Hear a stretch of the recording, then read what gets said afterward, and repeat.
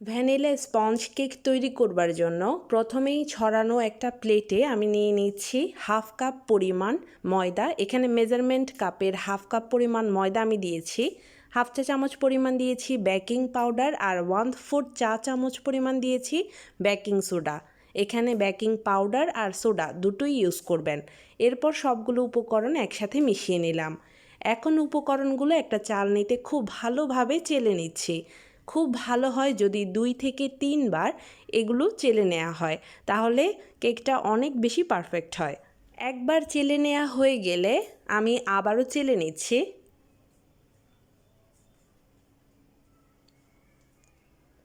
চালা হয়ে গিয়েছে। এখন শুকনো উপকরণগুলো একটা পাশে রেখে দিচ্ছি। এবার একটা শুকনো বাটিতে আমি দিয়ে দিচ্ছি 2টি ডিম। বাটিটা অবশ্যই যেন শুকনো থাকে, কোনো পানির ছিটে ফোঁটাও যেন এই বাটিতে না থাকে, সেটা খেয়াল রাখবেন। তো ডিম দুটো একটু বড় সাইজের নিয়েছি। এবার কুসুমগুলো খুব সাবধানে অন্য একটা বাটিতে তুলে রাখছি। কুসুমগুলো আমি একটা বাটিতে তুলে রেখেছি, এগুলো পরবর্তীতে বিট করব। এখন ডিমের সাদা অংশটাকে খুব ভালোভাবে 3 থেকে 4 মিনিট বিট করে নিচ্ছি। বিট করতে করতে একটা সময় দেখবেন যে এটা সাদা ফোমের মতো, ফেনার মতো হয়ে গিয়েছে। তো আমি 3 থেকে 4 মিনিট এটাকে বিট করে নিচ্ছি। দেখুন 3-4 মিনিট বিট করার পর এটা সাদা ফেনার মতো হয়ে গিয়েছে। এখন এখানে চিনি অ্যাড করে দিচ্ছি। এখানে দিচ্ছি হাফ কাপ এবং 1/4 কাপ পরিমাণ চিনি। চিনির পরিমাণটা আপনারা বাড়িয়ে কমিয়ে দিতে পারেন। আবারও ভালোভাবে বিট করে নিচ্ছি। খুব ভালো মতো বিট করে নিয়েছি। এর মধ্যে চিনিটা গলে গিয়েছে। এবার কুসুমগুলো দিয়ে দিলাম। সেই সাথে দিচ্ছি 1 চা চামচ ভ্যানিলা এসেন্স। সামান্য পরিমাণ লবণ দিচ্ছি, 1 চিমটি পরিমাণ। 2 টেবিল চামচ পরিমাণ দিয়ে দিচ্ছি রান্নার রেগুলার তেল, সয়াবিন তেলটা এখানে ইউজ করেছি। দিয়ে দিচ্ছি 2 টেবিল চামচ পরিমাণ তরল দুধ। দুধটা হালকা গরম অবস্থায় তারপর অ্যাড করবেন। এবার আবারও 2 থেকে 3 মিনিট আমি বিট করে নিচ্ছি। 2-3 মিনিট বিট করে নেয়ার পরে এখন আমি এখানে শুকনো উপকরণগুলো অ্যাড করে দেব। তো শুকনো উপকরণগুলো একসাথে দিয়ে দিব না, প্রথমে অর্ধেকটা দিয়ে খুব ভালো মতো একই প্যাটার্নে ঘুরিয়ে ঘুরিয়ে মিক্স করে তারপর আরও অর্ধেকটা দিয়ে দিচ্ছি। আবারও একই প্যাটার্নে ঘুরিয়ে ঘুরিয়ে এটাকে মিক্স করে নিচ্ছি। উল্টাপাল্টা করে ঘোরালে কিন্তু এই কেকের ফোমটা নরম হয়ে যাবে, বসে যাবে, কেকটা আর পারফেক্ট হবে না। তো স্প্যাচুলার সাহায্যে আমি আরও একটু মিক্স করে নিচ্ছি। মিক্স করা হয়ে গিয়েছে। এখন আমি এখানে 7 ইঞ্চি একটা কেক মোল্ড নিয়ে নিয়েছি। যাদের হাতের কাছে বেকিং পেপারটা থাকে না তারা এই প্রসেসটা মেনটেন করতে পারেন। তো আমি একটা কাগজ নিয়ে নিয়েছি। এবার একটা কলম দিয়ে এটা শেপটা দিয়ে দিচ্ছি। দেখুন গোল একটা শেপ দিয়েছি।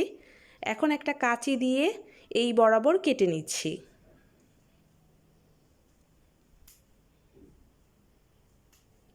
গোল করে কাটা হয়ে গিয়েছে, এখন বসিয়ে দিলাম। আর উপর থেকে কিছুটা তেল ব্রাশ করে দিচ্ছি, এতে করে কেকটা মোল্ড আউট হতে খুব সুবিধা হবে। তো অল্প একটু তেল আমি এইভাবে 4-5টা ব্রাশ করে দিচ্ছি।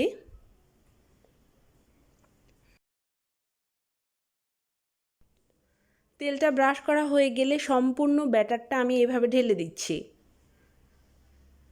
ব্যাটারের ঘনত্বটা দেখে বুঝতেই পারছেন এটা কিন্তু খুব বেশি ভারী বা পাতলা না। এখন একটা শাসলিকের কাঠির সাহায্যে এইভাবে একটু করে দিচ্ছি। এতে করে ভিতরে এয়ার বাবলস থাকলে সেগুলো বেরিয়ে যাবে। অতিরিক্ত সতর্কতার জন্য আমি এভাবে একটু ট্যাপ করে দিচ্ছি, যেন ভিতরে বড় গর্ত না থেকে থাকে। এবার চলে যাচ্ছি চুলায়। চুলায় একটা হাঁড়ি আমি বসিয়ে রেখেছিলাম 10 মিনিট ধরে। হাঁড়িটাকে আমি প্রিহিট করে নিয়েছি। এখন ঢাকনাটা খুলে এর মধ্যে একটা স্ট্যান্ড বসিয়ে দিলাম। এরপর কেকের মোলটা বসিয়ে দিচ্ছি। এবার ঢাকনাটা দিয়ে ঢেকে, ঢাকনায় যদি কোনো ছিদ্র থাকে তাহলে অবশ্যই বন্ধ করে দেবেন। এখানে আমি একটা টিস্যু পেপার দিয়ে ছিদ্রটা বন্ধ করে দিয়েছি। এবার কেকটাকে আমি বেক করে নিচ্ছি 40 মিনিট ঘড়ি ধরে, চুলার হিটটা লো থেকে সামান্য পরিমাণ বাড়িয়ে রেখে। ফিরে আসলাম 40 মিনিট পরে। দেখতে পাচ্ছেন কেকের উপরেও মশলা করে খুব সুন্দর কালার এসেছে। কেকটাও ভেতর থেকে হয়ে গিয়েছে। এখন কেকটা নামিয়ে নিচ্ছি।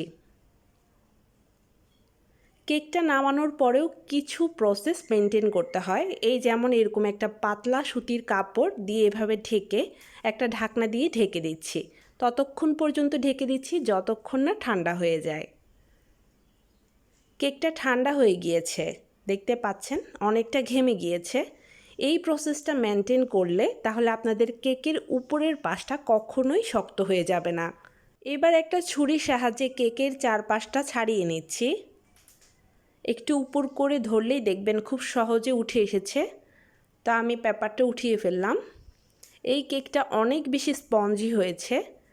তো কেক কাটার প্রসেসটাও আপনাদেরকে একটু দেখিয়ে দেই। আমি এখানে একটা কেক কাটার ছুরি নিয়ে নিয়েছি। প্রথমে আলতো হাতে চারপাশটা এই রকম করে একটু দাগ টেনে তারপর ছুরি বসিয়ে বরাবর কেটে নেবেন। দেখতেই পাচ্ছেন ভেতরে স্লাইসটা কতটা সুন্দর হয়েছে। এই কেকটা কতটা পারফেক্ট হয়েছে, কতটা স্পঞ্জি হয়েছে সেটা বলার আর অপেক্ষা রাখে না, আপনারা দেখেই বুঝতে পারছেন। আমার এই রেসিপি ফলো করে যদি আপনারা বাসায় তৈরি করেন, ইনশাল্লাহ আপনারাও এই রকম পারফেক্ট একটা কেক তৈরি করে নিতে পারবেন।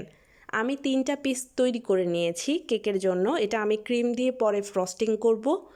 আজকের এই রেসিপিটা আপনাদের কেমন লেগেছে আমাকে জানাতে ভুলবেন না। চ্যানেলে যদি নতুন হয়ে থাকেন তাহলে সাবস্ক্রাইব করার অনুরোধ রইল। সবাই ভালো থাকবেন। আল্লাহ হাফেজ।